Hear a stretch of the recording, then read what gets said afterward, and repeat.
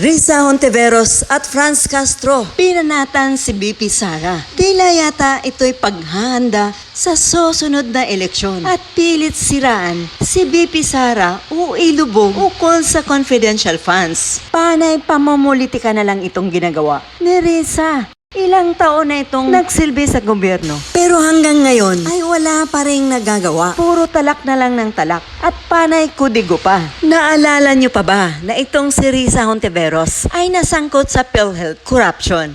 Mukha yatang nakalimutan na niya o naglilimot-limutan na hanggang ngayon ay umaalingasaw pa rin ang amoy ng kanyang pangalan na hindi makakalimutan ng taong bayan. Napakababaw o mababaw ba talaga ang pang-uunawa ni Risa Hontiveros sa confidential funds? Dahil sa kanyang matinding pagbanat kay BP Sara ay hindi ito pinalampas ang mga tumutuligsa sa panukalang confidential funds sa Office of the Vice President. Ayon kay BP Sara na ang confidential fund ay gagamitin upang tugisin ang mga pushers at tiktikan ang gumagamit sa kanyang pangalan para sa mga scam. At gano'n na rin ang mga NPA na nakapasok na sa mga paaralan upang mang-recruit ng mga estudyante. At ito ay matagal nang inireklamo ng mga magulang. At ayon pa kay BP Sara sa kanyang mga pahayag ay wala siyang respeto dito kay Risa Hontiveros at kay Franz Castro. At nagpapaabot ito ng pahayag ng pasasalamat kay Pangulong Bongbong Marcos Jr. bilang pasasalamat at gano'n na rin sa mga ibang opisyalis ng administrasyon. The lie that they are peddling, that I did something wrong, would take stock sa utak ng mga tao. Yan yung ginagawa nila. Kaya, naglabas kami din ng statement ngayon nagpasalamat na kami kay Congressman Estela Kimbo, nagpasalamat na kami kay ES, nagpasalamat na kami kay Secretary Kimbo, nagpasalamat na kami sa mga nagsasalita. Pero sinasabihan namin sila privately, huwag na kayo magsalita because there is no defending an attack that is meant to run paulit-ulit. In the end, yung hindi totoo, maging totoo sa utak ng mga tao. Naantay ko hanggang ngayon, araw-araw tinatanong ko, meron na ba silang naibigay na papel? Meron na ba silang na-file na kaso? Meron na ba anything to really show na merong ginawang mali ang Office of the Vice President? Wala. Pero tuloy-tuloy pa rin sila. And then pag tinatanong sila, oh, but this is you. Took out words doon sa batas and you interpret it this way. Sabi nila, huwag niyo na basahin yung tatlong words dyan. Basta makinig lang kayo sa interpretation namin. Yan ang ginagawa ni Franz Castro ngayon. At ng buong Makabayan Bloc. Kasi alam nila na ginagamit namin ang pera para hanapin yung connection nila sa mga NPA. Tapos sasabihin ni Franz Castro, tingnan nyo, kulang ng 2 million ang enrollment ng DepEd. Tanungin nyo si Inday Sara na saan ang 2 million na learners ng Department of Education. Kasi hanggang ngayon, kulang ang enrollment nila. Ikumpara natin sa number last year. Sa akin, ang mga bata, na para bang kinuha ko yung mga bata na yan kasi kung saan-saan. And take note, hindi ako yung may kaso ng kidnapping. Hindi ako yung may kaso ng human trafficking. Si Franz Castro, kinuha niya yung mga bata dyan sa Talaingod kasi ililipat niya doon sa Manila para mag-rally. Siya yung may kidnapping. Siya yung may human trafficking. Hindi pa tapos ang isang buwan ng pagbubukas ng aming klase. Pinapahanap niya sa akin ang 2 million na para bang kinidnap ko yan lahat at ayaw ko sila mag-aral.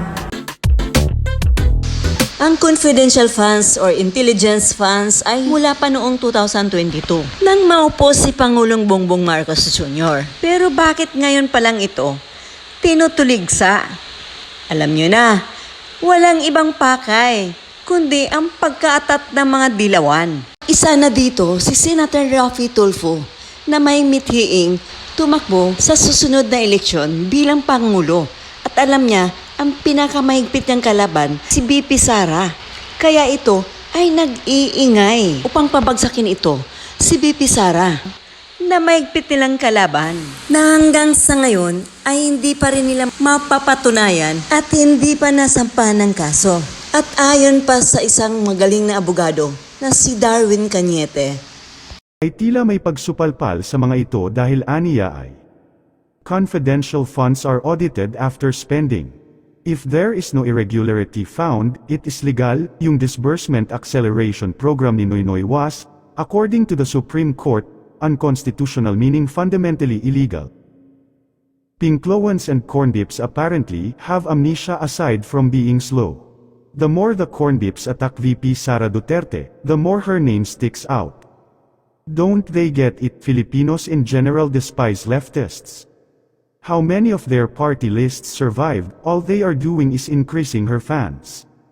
Oops. Dagdag pa nito. Funny, the one who used to handle PhilHealth funds is going after VPISD for her handling of confidential funds. Aniya pa. samantala, ang isang well-known influencer ay si Gina Prohero ay nagbigay ng comment ukol sa issue. From GDM, Sara opens National Peace Month in Davao City. Ayon kay Vice President and Education Secretary Sara Duterte, I personally hope and pray that the Philippines will soon witness the end of the insurgency in the country. Alam nyo, yan talaga yung layunin niya. Yan na yan na yan.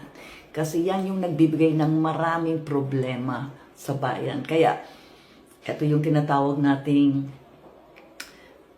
her will to be able to end it no matter what. Kahit na binabatikos siya, kahit na ginagawan siya ng mga kung ano-anong mga pagdududa o kaya sinisiraan siya dahil nga meron ng nasasaktan sa mga ginagawa niyang programs para nga matigil itong insurgency sa ating bayan. Kaya supportahan po natin si Vice President and Education Secretary Sara Duterte. Bye-bye!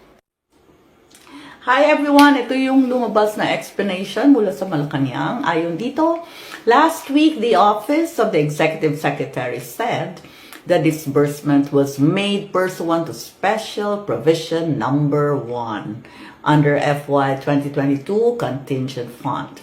Under Special Provision Number 1, the President is authorized to approve releases to cover funding requirements of new or urgent activities of NGA, National Government Agencies, among others that need to be implemented during the year.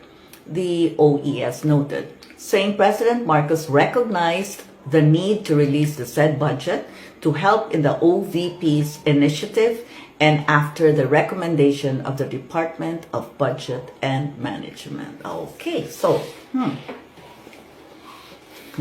sa mga nag-iingay-ingay dyan, ito na nga yun, explanation. Pero marami pa rin pumipilit na, illegal or what? Tingnan natin. Di ba si Executive Secretary Bersamin ay dating Chief Justice sa Supreme Court? Okay, so mas marami pa yatang mas marurunong. Anyway, maraming dahilan kung bakit merong mga nag-iingay. Siyempre, kung pwede lang, buwagin nila si Inday Sara and si BBM. That's one reason. Number 2, merong mga gustong tatakbo bilang presidente at vice president. Okay. Dahil pinipilit nila talagang alamin rin kung saan ba napupunta ang confidential fund. But, take note, in a while, or baka today, mababasa nyo na or makikita nyo na, mapapanood nyo na yung video ni VP Sara, wherein meron siyang binanggit doon patama kay Franz Castro at most probably also doon sa isang senadora. Abangan nyo na lang yon. But basically, lahat ng pwedeng magawa ng oposisyon para lang mapatumba or ma-impeach kuno nila si Vice President Sara Duterte dahil alam naman nila she is really the number one leading candidate for the next president. And also, mataas ang pulse rating, trust ratings ni VP Sara. Kaya gusto talaga nilang i-hype yan.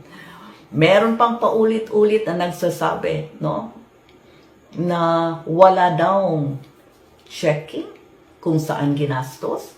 Wherein every 4 months, every quarter na nagsasubmit sila ng liquidation kung saan ginagamit yung confidential funds. Kaso lang syempre yung iba pinipilit, saan ba talaga saan?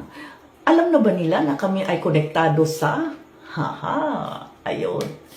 Okay, anyway, relax lang sa mga naniniwala kay VP Sara Duterte. Si VP Sara ay subok na ang kanyang serbisyo at dedikasyon para sa taong bayan. Mula pa nang nanunungkulan siya bilang mayor sa lungsod ng Davao na sila talagang mag-ama ay pro-poor. Marami na silang napapatunayan. Kaya huwag kayong mag-alinlangan dahil alam nyo ang mga kalaban ay umaatake na. Huwag nating sayangin ang inyong boto at ang ganitong klaseng tapat sa serbisyo dahil may pusong makabayan. At tsak, uunlad na ang bansang Pilipinas. Nag-uulat, what's new? Sa hindi pa nakapag-subscribe, follow, and share, huwag niyong kalimutan na tangkilikin upang patuloy na makapaghatid ako ng magandang balita.